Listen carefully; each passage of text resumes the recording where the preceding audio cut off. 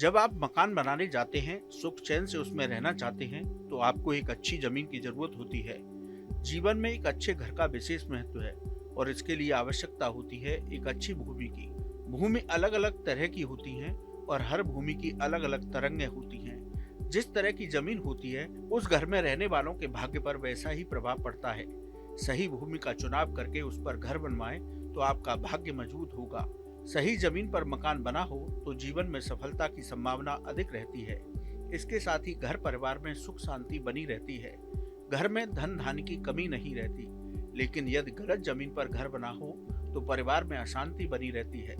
शास्त्रों में सही जमीन के बारे में विस्तार से बताया गया है। हम इस वीडियो में आपको बताएंगे कि मकान बनाने के लिए कैसी जमीन सही रहती है। साथ ही बताएंगे किस तरह की जमीन पर मकान बिल्कुल नहीं बनाना चाहिए। आइए सबसे पहले बात करते हैं मकान बनाने के लिए किस तरह की जमीन सही रहती है। सबसे पहले समतल भूमि। चारों तरफ से एक सी भूमि को समतल भूमि कहा जाता है। मकान बनाने के लिए इसे सबसे उत्तम भूमि माना जाता है। समतल भूमि पर मकान बनाने से सुख शांति समृद्धि आती है। परिवार में धन धान्य की कमी नहीं रहती।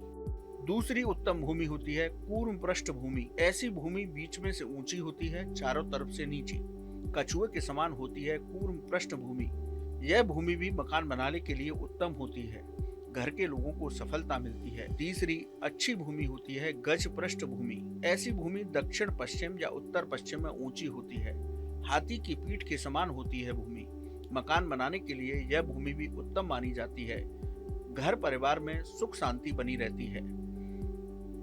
धर्मशास्त्र और वास्तुशास्त्र में इन तीन तरह की भूमि को मकान बनाने के लिए उत्तम बताया गया है। इनमें समतल भूमि सर्वोत्तम मानी गई है। इस तरह की जमीन पर मकान बनाने से घर परिवार में सुख शांति बनी रहती है। घर के लोगों के बीच मनमुटाव नहीं रहता। अनावश्यक रूप से धन खर्च नहीं होता। घर में धन धान्य की कमी नहीं रहती। आइए अब आपको बताते हैं कि किस तरह की भूमि पर बिल्कुल मकान नहीं बनाना चाहिए। दैत्य भूमि। ये भूमि दक्षिण पूर्व या उत्तर दिशा में ऊंची होती है। शास्त्रों में इस भूमि को अधम भूमि या दैत्य भूमि कहा गया है। ऐसी भूमि पर भूलकर भी घर न बनाएं। घर में हमेशा क्लेश बनी रहती है और सुख शांति नहीं रहती। नाग भूमि।